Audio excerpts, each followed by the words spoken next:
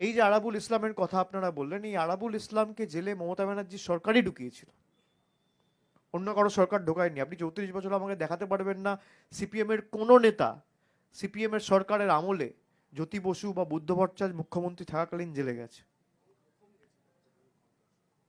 হ্যাঁ, কোথাও যদি কোনো ঘটনা ঘটে, আরেকজন আপনার সাংবাদিক সহকর্মী আমাকে এই প্রশ্নটা করলো, আমি একই উত্তর দিলাম যে পুলিশ প্রশাসনের উচিত রং না দেখে অত্যন্ত কঠোরভাবে এর সাথে মোকাবিলা করে ব্যবস্থা নেওয়া, সে যে দলেরই হোক। এবার কলকাতা পুলিশ ব্যবস্থা নেবে, প্রশাসনের উচিত আরো সতর্ক থাকা, আরো কঠোরভাবে। আক্রান্ত বিরোধীরা কেউ যুক্ত, তো 1 ঘন্টায় বলা সম্ভব নয়, এটা তো তদন্ত সাপেক্ষ।